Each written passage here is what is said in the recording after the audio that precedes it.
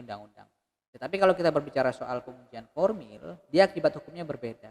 Jadi ketika kemudian pengujian formil itu dikabulkan oleh Mahkamah Konstitusi, maka akibat hukumnya runtuh nih semua bangunan hukum yang terdapat di dalam undang-undang aku.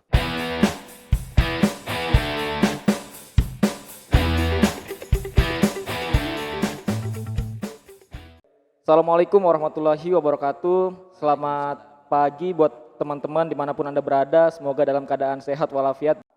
Hari ini kita akan sedikit berbicara terkait dengan isu terbaru di negara hari ini terkait dengan penolakan uji formil Undang-Undang KPK oleh MK, Pak ya. Dan pada hari ini telah hadir di tengah-tengah kita sosok yang sangat luar biasa dan sangat fenomenal di kalangan kampus negeri, khususnya di Universitas Mulla Warman, Fakultas Hukum. Sosok dosen muda yang cukup banyak prestasi yang diraihnya, dan hari ini kita akan sedikit bagaimana sih membahas terkait dengan apa yang sedang terjadi di MK hari ini sehingga adanya penolakan-penolakan tersebut. Apakah penolakan tersebut berdasar dan beralasan atau tidak? Ini adalah argumentasi yang sering Bapak katakan, Pak ya. Kalau kita anak hukum itu harus bicara terkait dengan berdasar dan beralasan. Luar biasa. Sedikit dari saya adalah bahwa kondisi negara hari ini, kita mengetahui Indonesia adalah negara hukum yang sudah pastinya kita harus memenuhi daripada tujuan hukum itu sendiri, yakni memberikan keadilan, memberikan kemanfaatan dan juga kepastian. Dan hari ini banyak isu di masyarakat bahwa undang-undang KPK ini tidak akan menjadikan KPK lebih independen daripada sebelumnya. Nah, ini hari ini kita akan bicara lebih lanjut dengan mungkin yang lebih paham terkait dengan ketatanegaraan dan kelembagaan dalamnya. Bagaimana pandangannya? Mungkin untuk opening statement bisa saya berikan kepada Pak Hari. Waktu dan tempat dipersilakan. Ya, terima kasih Mas Aji. Sebagai opening statement, saya kira apa yang disampaikan oleh Mas Aji ini cukup berlebihan ya. Saya bukan sosok yang fenomenal sebagaimana yang tadi digambarkan oleh Mas Aji. Yang pada dasarnya memang sebagai seorang pribadi, saya sama seperti Mas Aji nih, masih belajar. Dan mungkin sama dengan teman-teman lain yang ada di sini. Kita masih sama-sama belajar. Oke.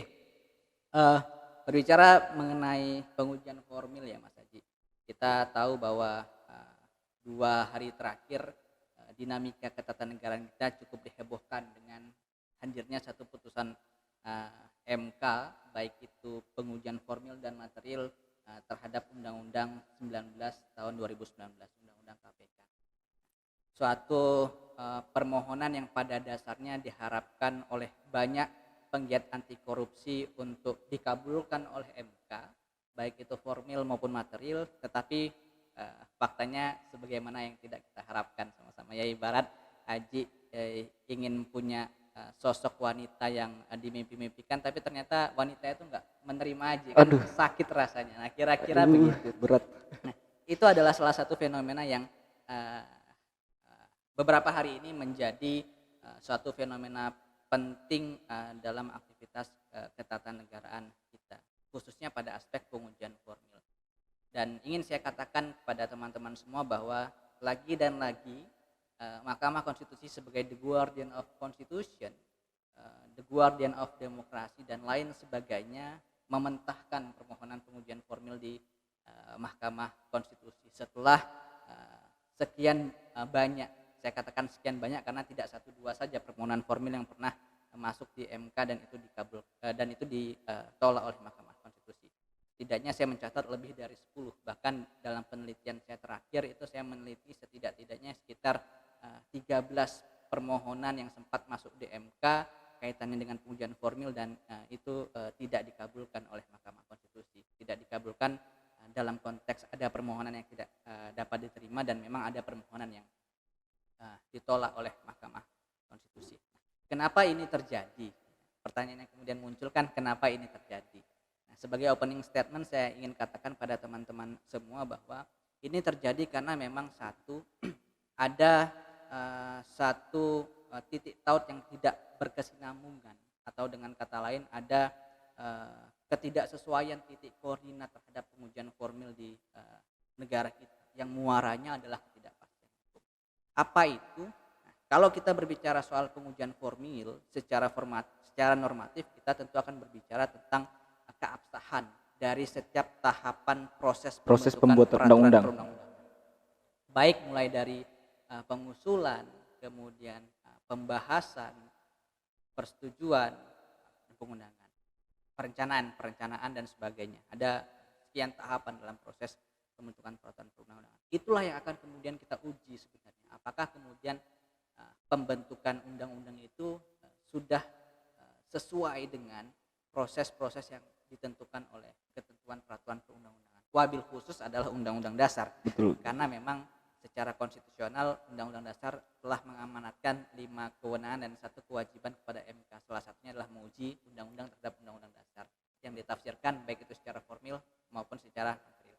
Tetapi sayangnya Aji dan teman-teman semua, Undang-Undang Dasar itu tidak memberikan irah-irah yang pasti, irah-irah yang rigid dan irah-irah yang komprehensif soal bagaimana proses itu dijalankan.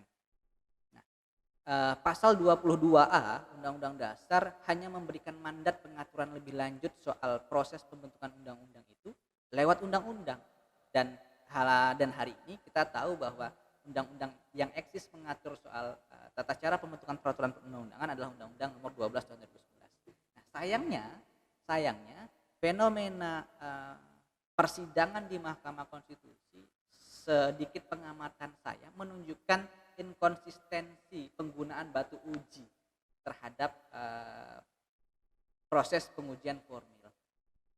Ada kalanya ketika kemudian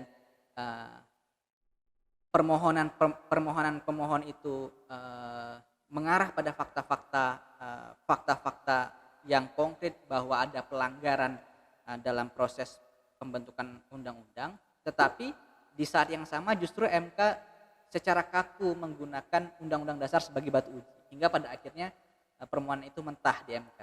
Tetapi ada saatnya ketika kemudian MK mencoba bergeser dari paradigma dogmatik yang demikian dengan pada akhirnya menggunakan instrumen hukum lain sebagai batu uji. Salah satunya adalah Tatip DPR dan Undang-Undang 1211 untuk dijadikan sebagai batu uji, seperti yang terjadi di dalam perkara pengujian Undang-Undang 1919 ini. Tetapi sayangnya permohonan belum mengarah pada satu argumentasi yang kuat dan dapat dibuktikan dengan saksi-saksi fakta yang cukup. Hingga pada akhirnya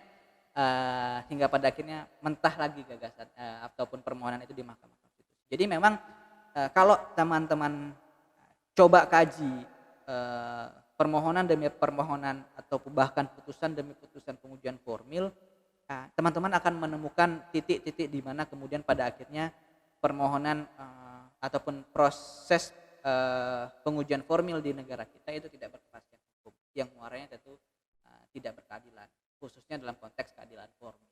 Keadilan formil, betul Gitu. sekali. Tadi sempat menarik nih Pak, tadi kan sempat dikatakan MK sebagai Guardian of Constitution, dan adanya permohonan uji formil yang diajukan oleh pihak terkait ini kan menunjukkan bahwa sedang tidak terjadi kondisi sedang tidak baik-baik saja, artinya memang ada hal yang salah.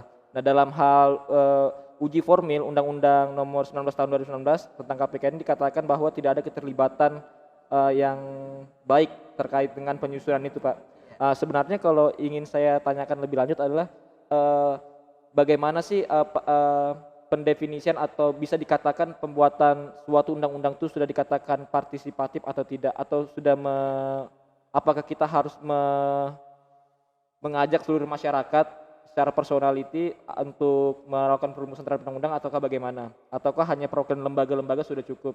Seperti itu Pak. Ya, pertama begini, sering saya sampaikan kepada teman-teman mahasiswa, mungkin juga Arji pernah dengar apa yang saya sampaikan, khususnya dalam mata kuliah perancangan perundang-undangan. Banyak sekarang ini sarjana-sarjana hukum yang dapat membentuk peraturan perundang-undangan, tetapi tidak banyak sarjana hukum yang mampu membentuk peraturan perundang-undangan yang baik, kan begitu? Ya. Alhasil apa? Alhasil banyak sekali produk-produk hukum, baik itu di level pusat maupun di level daerah, yang pada akhirnya selesai di meja hijau, walaupun meja Mahkamah Konstitusi tidak warna hijau ya. Tapi artinya kan berakhir di mekanisme peradilan. Pertanyaannya adalah bagaimana sebenarnya proses pembentukan peraturan perundang-undangan yang baik. Nah, dalam kerangka konseptual tentu secara sederhana kita dapat memaknai bahwa proses pembentukan peraturan perundang-undangan yang baik itu adalah proses pembentukan peraturan perundang-undangan yang taat asas. Nah, itu kunci utama, taat asas. Taat asas yang dimaksud adalah baik itu taat asas formil ataupun asas pembentukan maupun asas material, asas materi muatan. Dan itu sebenarnya sudah diatur di dalam pasal 5 dan pasal 6 Undang-Undang Nomor 12 Tahun 2011. Tetapi ya namanya konfigurasi politik ya. Betul, Pak. Konfigurasi politik yang terjadi itu kan tidak selamanya demokratis seperti yang dikatakan oleh Prof. Mahfud.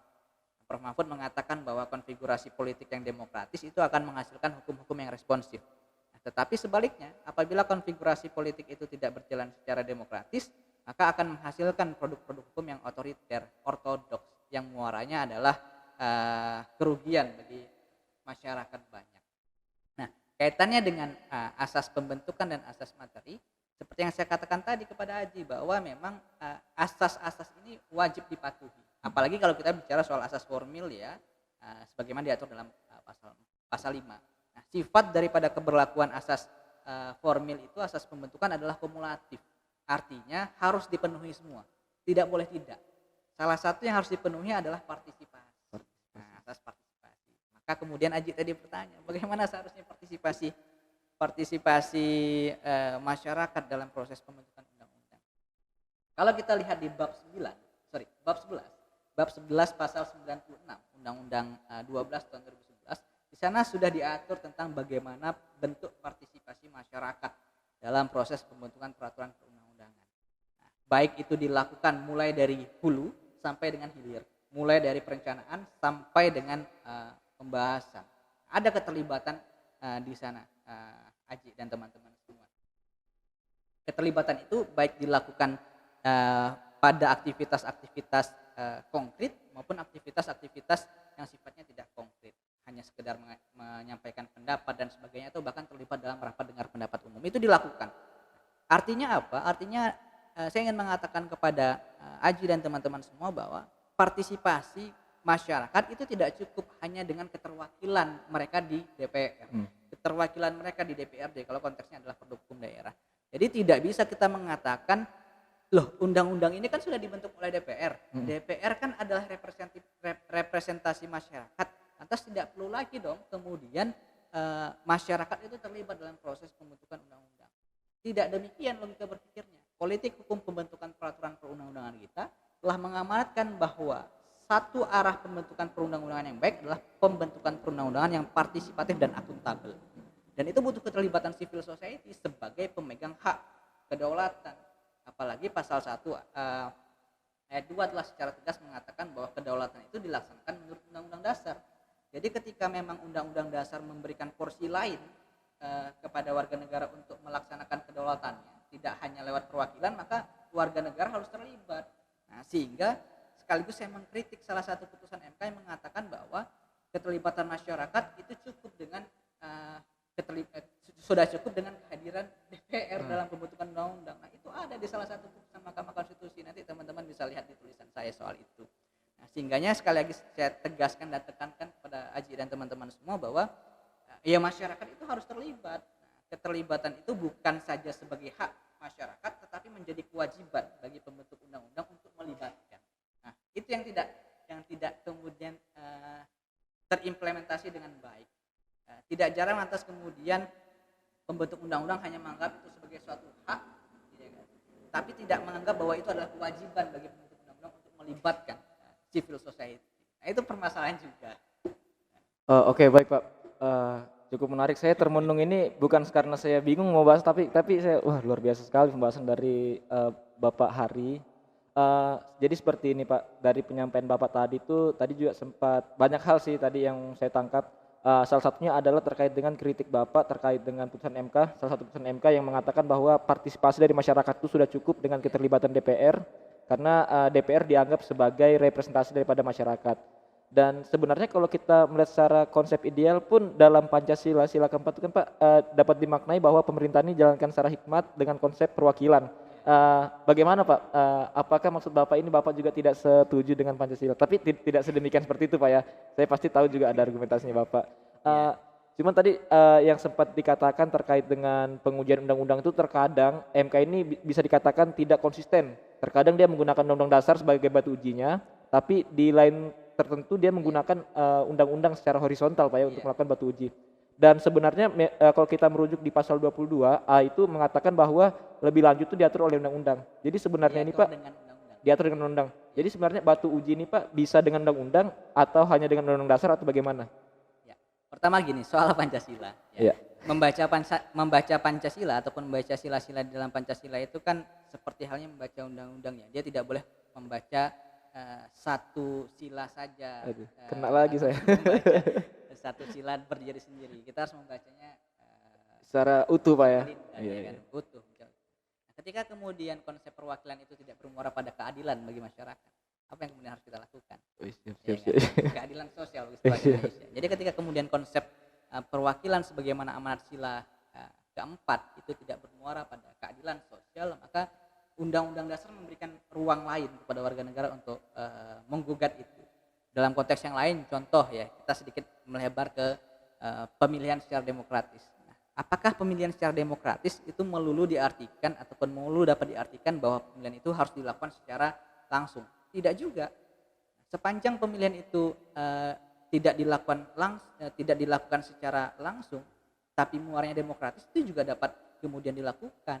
Jadi nggak melulu pemilihan kepala daerah misalnya sebagai amanat pasal 18 itu dapat dilakukan secara langsung. Tapi kalau dilakukan langsung hasilnya tidak demokratis, lebih baik tidak langsung sepanjang demokratis. Karena demokratisasi dalam pemilihan kepala daerah itu tidak berbicara soal bagaimana prosesnya, tapi bagaimana akhirnya. Karena demokrasi itu bukan melulu berbicara soal hasil, tapi dia berbicara soal proses untuk mencapai hasil. Itu soal Pancasila. Hancur saya. Kemudian secara normatif Undang-Undang Dasar itu telah memberikan amanat kepada MK untuk menjadikan Undang-Undang Dasar sebagai batu uji dalam perkara pengujian undang-undang, baik itu formil maupun material. Jadi dari sini secara normatif kalau kita lihat dalam kerangka berpikir positivistik, maka satu-satunya batu uji yang dapat dijadikan dan digunakan itu adalah Undang-Undang Dasar. Dengan kata lain, model pengujian yang akan dilakukan adalah model pengujian yang dilakukan secara vertikal ya, vertikal. Nah, tetapi MK sebagai the guardian of Constitution, menurut saya tidak melulu harus kemudian berpegang teguh itu dalam artian dalam tanda kutip ya, tidak harus melulu kemudian menjadikan itu sebagai guidance yang membuat MK menjadi lembaga yang kaku. Kenapa? Karena pada praktiknya MK itu dapat melakukan suatu tindakan yang dinamakan judicial activism. Nah, kenapa kemudian itu dapat dilakukan oleh Mahkamah Konstitusi? Karena memang hakikat MK sebagai the guardian of Constitution. Nah, sehingganya apabila memang terdapat satu dalam tanda kutip kekosongan hukum atau bahkan ketidakpastian hukum yang bermuara pada ketidakadilan hukum, disinilah kemudian MK berperan sebagai the guardian of Constitution itu. Dan semakin hari saya lihat MK mencoba untuk terus mengarah ke sana, walaupun memang ada saat-saat di mana kemudian MK juga kembali pada titik yang sama. Apalagi kalau kemudian kita bergeser kepada perkara sengketa pilkada kemarin. Nah, itu banyak sekali saya kira tindakan-tindakan progresif yang dilakukan oleh Mahkamah Konstitusi dalam upaya untuk kemudian membuat MK ini memang benar-benar berdiri sebagai the guardian of demokrasi. Bukan MK dalam arti sebagaimana saya tulis dalam skripsi saya, mahkamah kalkulator. Waduh. Nah, seperti itu. Jadi memang secara normatif batu uji yang digunakan adalah Undang-Undang Dasar, tetapi terlepas daripada itu semua harusnya MK dapat menyelami lebih dalam maksud the guardian of Constitution hingga pada akhirnya dia bisa dan dapat melakukan tindakan-tindakan yang bermuara pada tindakan judicial activism. Nah, gitu.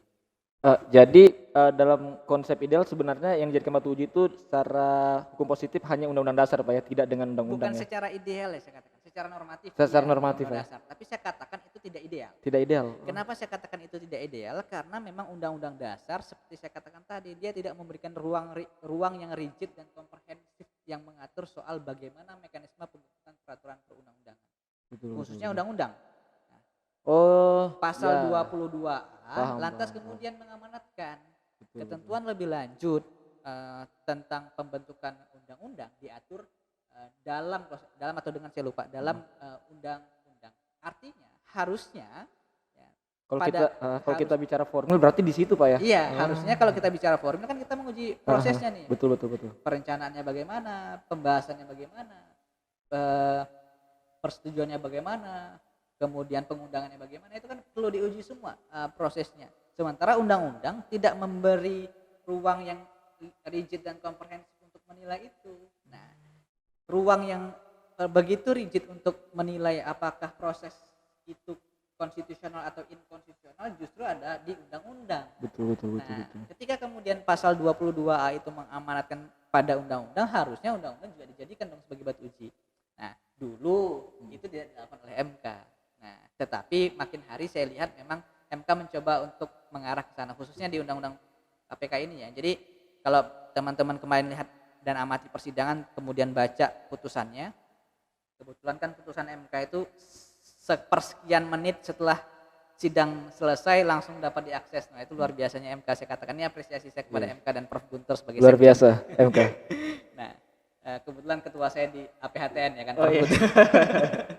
Ini apresiasi juga untuk MK karena memang tertib administrasinya sangat luar biasa. Jadi kalau kita baca dasar-dasar ataupun batu uji yang digunakan untuk membantah dalil-dalil yang disampaikan oleh para pemohon itu disandarkan pada Undang-Undang Nomor 12 tahun 2011, tidak melulu ke Undang-Undang Dasar. Nah, ini kan menunjukkan bahwa ada satu langkah maju MK untuk melihat aspek lain dari pengujian formil. Tapi tetap saja saya katakan ini merupakan suatu bentuk ketidakpastian hukum. Kenapa? Karena pada praktiknya Aji dan teman-teman semua terjadi ketidaksepemahaman pemikiran ataupun perbedaan logika berpikir konstitusional antara satu hakim konstitusi dengan hakim konstitusi yang lain, dan itu terjadi sehingga kalau kemudian ini tidak dinormatifkan, tidak dibunyikan di dalam undang-undang, misalnya undang-undang saja saya kira mampu mengakomodir itu, sekalipun memang yang lebih kuat adalah undang-undang dasar ya, dinormakan bahwa memang dalam pengujian formil sebagai mandat pasal 22A Undang-Undang Dasar, pengujiannya dilakukan tidak saja kepada Undang-Undang Dasar tetapi juga kepada undang-undang, dijadikan sebagai batu uji. Itu akan kemudian membuat proses pengujian formil itu lebih berkepastian hukum, tidak seperti yang dikatakan oleh Yang Mulia Hakim Muhyiddin Adams ya dalam dissenting opinion-nya. Di dissenting opinion-nya itu menarik sekali dia katakan bahwa pengujian formil ini ada tapi seolah tidak ada, wujuduhu kadamihi.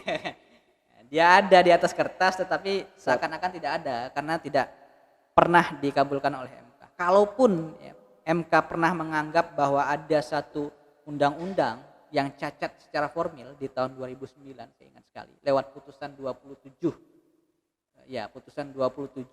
tahun 2009, ketika itu pengujian undang-undang kekuasaan kehakiman. Nah, MK mengatakan bahwa undang-undang itu cacat prosedural.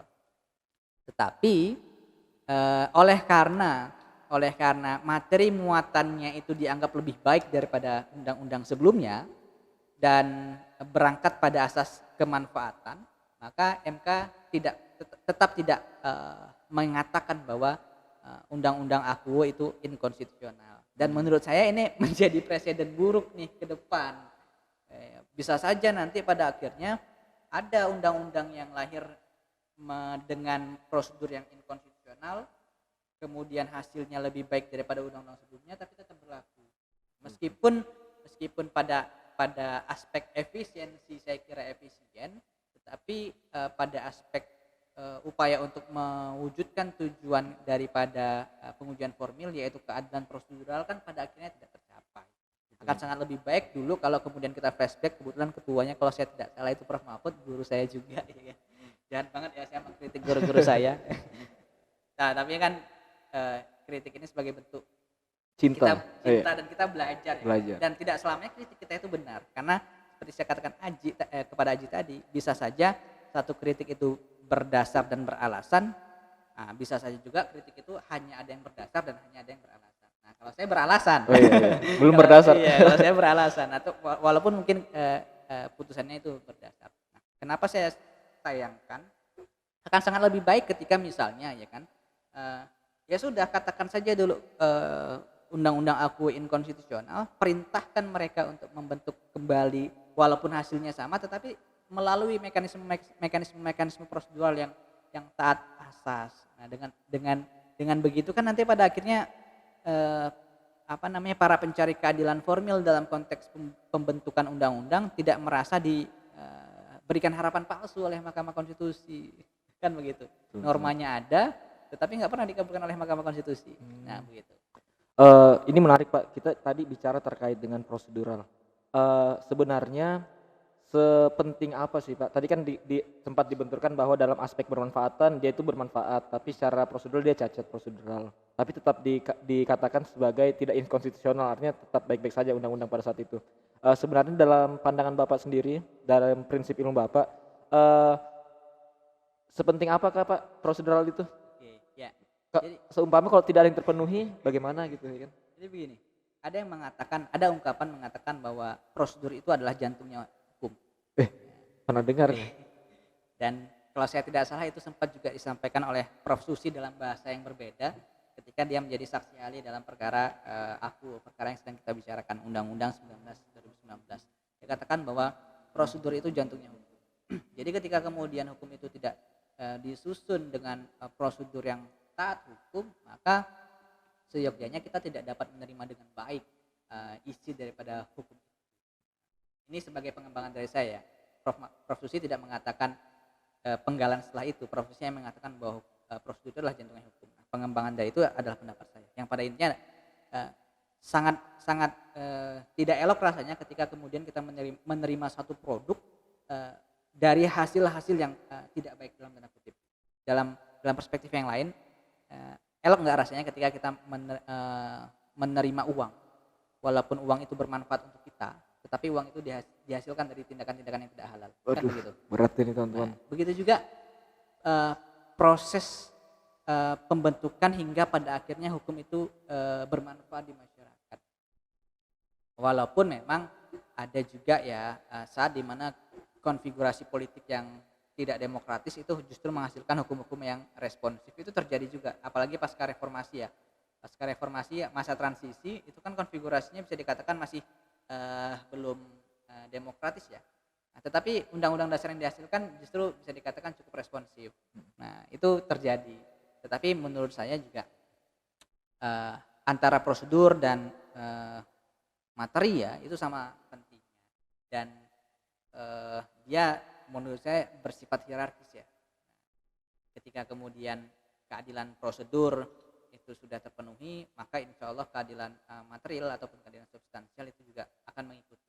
Tetapi dalam pola pikir saya, oleh karena doktrin guru-guru saya di UII sana, ketika kemudian ada keadilan material yang dikesampingkan oleh karena keadilan formil, keadilan prosedur, maka kita harus menggugat keadilan prosedur itu. Begitu. Betul. Jadi lebih kepada aspek kemanfaatan Pak ya. Oke. Teman-teman, ini ada pertanyaan nih Pak. Cuman mungkin kita akan sedikit keluar. Cuman saya dari tadi mengganggu dalam pikiran saya nih. Mungkin sempat Bapak jelaskan, cuman saya lupa. Sebagai refleksi buat teman-teman di rumah juga. Ini kan kita mengetahui kalau pengujian undang-undang itu kan Pak di MK kan Pak ya. Secara nggak langsung MK juga memiliki kewenangan untuk penafsiran terkait dengan undang dasar. Nah, sedangkan dalam hal ini pembentukan daripada undang-undang dasar itu kan bukan di tangan Mahkamah Konstitusi Pak. Nah, secara kewenangan apakah memang dibenarkan ketika MK itu memiliki kewenangan untuk menafsirkan undang-undang dasar? Pertama, sebagai sebuah negara hukum, pasal 1 ayat 3 mengatakan Indonesia negara hukum.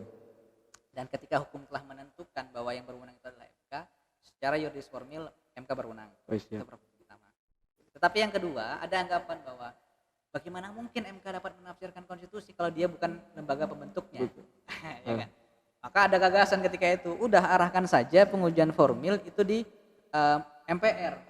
Pengujian undang-undang itu di MPR. Kenapa? Karena dia ngebentuk. MPR lah yang kemudian diberikan kewenangan konstitusional untuk membentuk dan merubah undang-undang dasar, sehingga tafsir-tafsir konstitusional itu seharusnya diketahui oleh MPR kan begitu. Dan kalau saya tidak salah, sedikit pembacaan saya di risalah sidang perubahan undang-undang dasar, perdebatan soal itu sempat muncul.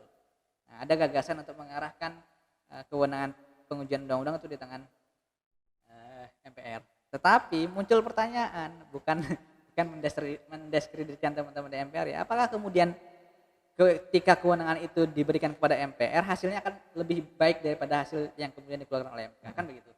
Nah, itu pertama. Kemudian yang kedua, proses-proses pengujian itu kan adalah proses-proses judicial, sekalipun di dalamnya ada sekalipun di dalamnya adalah ada aktivitas penafsiran sebagai bagian yang tidak terpisahkan dari dari proses peradilan.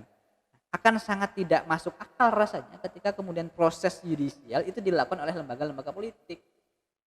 MPR itu kan lembaga politik ya. Betul. Sekalipun anggota-anggota MPR terdiri dari anggota DPR dan DPD.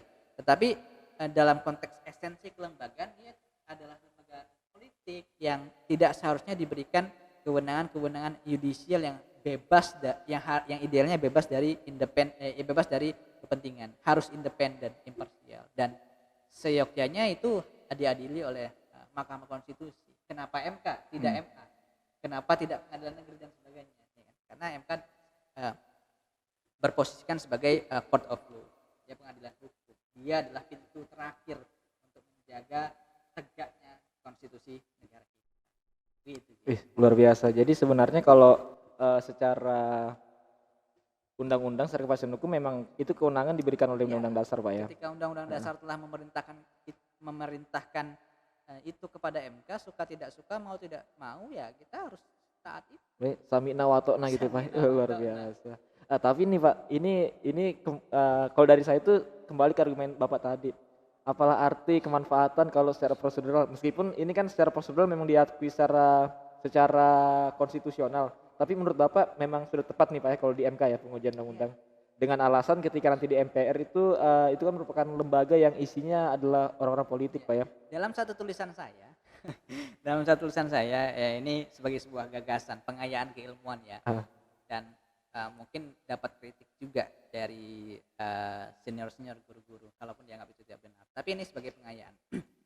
Saya sempat berpikir sekalipun kemudian MPR dianggap punya pemahaman untuk menafsirkan konstitusi, kenapa tidak pada saat proses persidangan pengujian undang-undang di Mahkamah Konstitusi dihadirkan MPR. Dihadirkan MPR untuk membantu penafsiran, untuk membantu memberikan penafsiran norma yang dijadikan sebagai batu uji. Tetapi kan pada praktiknya sedikit yang saya amati dari persidangan-persidangan di MK, ya keterlibatan itu bisa dikatakan tidak ada. Pihak-pihak yang terlibat dalam proses pengujian undang-undang ya hanya pemohon, termohon, ahli. Ya, ahli pun biasanya akademisi. Akademisi yang dihadirkan pun terkadang murid-murid dari hakim-hakim konstitusi. Betul. Kan begitu. Ya. Sehingganya kalau memang ada anggapan bahwa MPR dianggap sebagai lembaga yang punya kapasitas untuk menafsirkan konstitusi dengan baik dan benar dan penafsirannya itu dianggap penting, ya hadirkan dong Mahkamah Konstitusi, hadirkan dong MPR sebagai pihak untuk memberikan penafsiran, sekalipun penafsiran itu tidak dianggap sebagai bentuk penafsiran yang mengikat. Betul. Setidaknya tahu Pak ya. Setidaknya MK punya perspektif. Apalagi yang terlibat dalam proses perubahan Undang-Undang Dasar itu kan MPR ya, dan bukan tidak mungkin anggota-anggota MPR itu masih ada di sana. Sekalipun yang terlibat dalam pembahasan perubahan Undang-Undang Dasar itu juga pernah menjadi hakim-hakim MK seperti Prof. Gede Palguna yang sudah pensiun, Prof. Hamdan Zulfa. Nah, itu kan pernah terlibat semua dalam, Prof. Jimli, pernah semua terlibat dalam konstelasi perubahan. Gitu. Artinya kalau ibarat ini penulis buku lagi press conference nih Pak ya, tapi nggak dihadirkan, malah orang lain ini yang review bukunya. Ya. Tetapi sejauh ini saya masih yakin dan percaya bahwa MK secara kelembagaan dan hakim-hakim MK secara individu punya kapasitas untuk menafsirkan itu. Luar biasa. Ini argumentasi cari aman kan atau gimana ini Pak? Memang anu Pak ya? Iya, saya pun juga meyakini bahwasannya hakim MK masih memiliki independensi. Kecuali kalau hakim-hakim MK-nya model-model saya. Itu kan perlu dipertanyakan. Iya, model saya juga Pak ya. Aduh, kok model saya? Oke teman-teman, kembali lagi menyoal terkait dengan penolakan uji formil oleh MK terkait dengan Undang-Undang KPK. Dari Bapak pribadi, ini kan ada penolakan nih Pak. Sebenarnya, kalau dari Bapak pandangannya, apakah sepatutnya MK menerima atau menolak Pak? Dan kalaupun menerima, apa yang menjadi landasan penerimaan tersebut? Untuk pengujian formil ya, saya adalah orang yang berada pada posisi pemohon walaupun tidak secara formil bertindak sebagai pemohon ya. Tetapi saya berada pada barisan pemohon. Saya adalah salah satu akademisi yang mendorong agar undang-undang ini dibatalkan secara formil. Karena ada keyakinan dari saya pribadi bahwa ada proses-proses yang dilakukan ataupun ada proses-proses yang dilalui tanpa cara-cara yang inkonstitusional ataupun cara-cara yang konstitusional. Dengan kata lain, eh, naluri saya mengatakan bahwa ada kecacatan-kecacatan yang dilakukan, yang terjadi di beberapa aspek prosedur yang dalam proses pembentukan undang-undang. Nah, begitupun dalam aspek formil ya teman-teman. Nah, dalam aspek formil, kebetulan juga salah satu pemohonnya adalah guru-guru saya dan rektor saya ketika di UI. Ya, pemohon yang dibacakan permohonan yang sebagian dikabulkan itu kan permohonan UI ya, walaupun perjuangannya adalah perjuangan bareng-bareng. Nah, saya sepakat dengan apa-apa yang kemudian dimohonkan oleh para pemohon, sehingga memang saya berada pada barisan untuk mengatakan bahwa sudah sepatutnya kita mengklaim dan mengatakan bahwa undang-undang Akuo itu cacat secara formil maupun cacat secara material. Sehingga tadi sempat kita ngobrol di bawah, saya cukup menyayangkan putusan MK yang baru saja keluar beberapa hari yang lalu. Walaupun tidak dapat kita nafikan bahwa kita juga patut bersyukur karena ada beberapa materi permohonan yang dikabulkan oleh Mahkamah Konstitusi. Kira-kira begitu. Oke, baik Pak. Terkait dengan pengujian atau penolakan daripada undang-undang, mohon maaf, penolakan uji formil terkait dengan undang-undang KPK ini, tadi Bapak sudah sempat menyampaikan banyak hal terkait dengan ini. Sebentar Pak, kok saya lupa ya, nanti saya cut ini. Tadi ada itu Bapak, oh ya, yang ingin saya tanyakan, oke, sempat tadi banyak hal terkait dengan penolakan uji formil. Lantas Pak, yang ingin saya tanyakan adalah akibat hukum apa yang akan terjadi atau bisa terjadi ketika sebuah undang-undang itu cacat formil? Jadi ada dua akibat hukum yang berbeda memang ketika kemudian permohonan pengujian formil dan material itu dikabulkan oleh Mahkamah Konstitusi. Nah, kalau kita berbicara aspek pengujian formil dulu ya. Nah, kalau kita berbicara soal pengujian formil, apabila permohonan itu dikabulkan oleh Mahkamah Konstitusi, maka yang akan kemudian dianggap batal dan inkonstitusional serta tidak memiliki kekuatan hukum mengikat oleh MK itu hanya norma-norma yang diuji saja. Norma itu bisa berupa pasal, ayat, ataupun kumpulan pasal dalam satu produk hukum yang bersangkutan, yakni undang-undang. Tetapi kalau kita berbicara soal pengujian formil, dia akibat hukumnya berbeda. Jadi ketika kemudian pengujian formil itu dikabulkan oleh Mahkamah Konstitusi, maka akibat hukumnya runtuh nih semua bangunan hukum yang terdapat di dalam undang-undang Akuo. Ya, runtuh semuanya, tidak sebagian. Dan MK sudah barang tentu pasti akan mengatakan untuk kembali kepada undang-undang yang sebelumnya. Seperti itu. Baik, terima kasih Pak Hari terkait dengan penyampaiannya. Tiba kita teman-teman di akhir sesi diskusi, meskipun saya tahu teman-teman masih ada pertanyaan-pertanyaan, nanti silakan tanyakan langsung di kolom komentar atau bisa langsung DM langsung ya ke Instagram Pak Hari Setia Nugraha. Luar biasa, dosen saya guys, mantap. Oke. Ketika kita berbicara hukum, ini sangat kompleks dan dinamis, tidak lepas daripada analisir politik dalamnya Pak ya kalau kita bicara hukum. Karena hukum itu sendiri pun juga merupakan daripada proses politik dalamnya. Ada proses politik tentunya dan tentu saja ada kepentingan. Pertanyaannya adalah kepentingan manakah yang diakomodir? Apakah kepentingan daripada golongan tertentu atau kepentingan-kepentingan untuk kesejahteraan bangsa ini ke depannya? Mungkin closing statement dari sosok Bapak Hari yang sangat fenomenal di kalangan mahasiswa. Closing statementnya tentang sosok saya atau tentang diskusi kita ini? Tentang ketampanan diri saya Pak. Enggak lah. Tentang diskusi kita Pak. Mungkin saran atau kritik bagaimana ke depannya. Pertama tadi saya lupa mengucapkan terima kasih ya kepada teman-teman. Saya ucapkan terima kasih kepada teman-teman HK Associates Law yang telah memberikan kesempatan pada saya untuk sharing, dan saya berharap ini tidak kali pertama dan terakhir ya kan. Karena saya kira kegiatan-kegiatan yang seperti ini jarang sekali dilakukan oleh kantor-kantor hukum ya kan. Biasanya kantor-kantor hukum lebih banyak menangani kasus-kasus, tetapi tidak banyak untuk kemudian memberikan edukasi kepada masyarakat. Dan saya kira ini adalah salah satu bentuk terobosan yang baik bagi kantor hukum ini untuk mengedukasi masyarakat. Apalagi kalau saya lihat beberapa konten di Instagram ya kan, ada si Aji.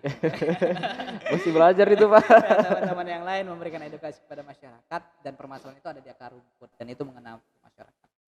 Jadi saya ucapkan terima kasih pada teman-teman semua.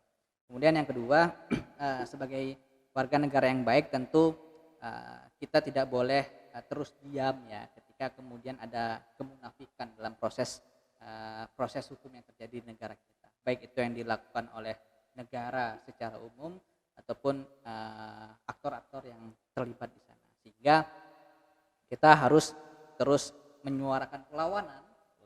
Menyuarakan perlawanan, walaupun saya sosok ASN tapi saya tidak sungkan untuk kemudian memberikan kritik ketika memang harus dikritik, karena itulah ajaran kita sebagai umat muslim ya. Betul betul.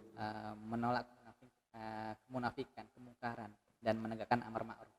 Amar ma'ruf nahi mungkar. Amar ma'ruf nahi mungkar. Artinya kulil hak walau in kana murron. Katakanlah walaupun terasa pahit. Waduh, luar biasa. Satu guru kita ini, Pak. Menjadi benar itu tidak mudah, tetapi itu harus dilakukan. Wih.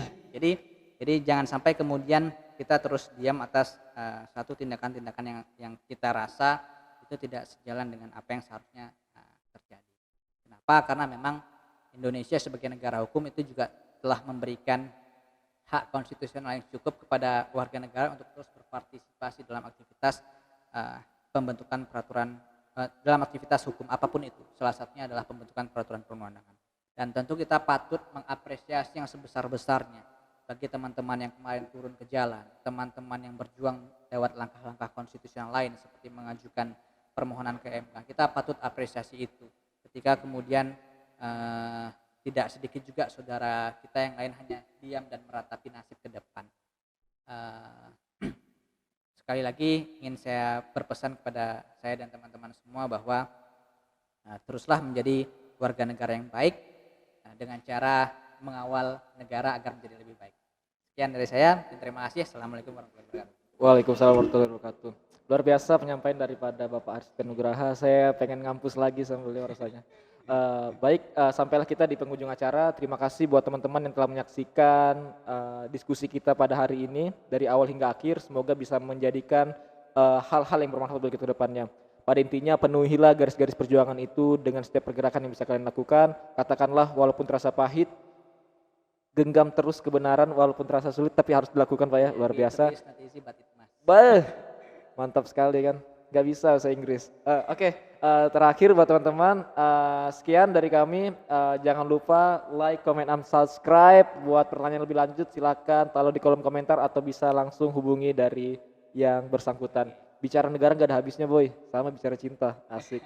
Sekian dari saya. Assalamualaikum warahmatullahi wabarakatuh. Waalaikumsalam warahmatullahi wabarakatuh.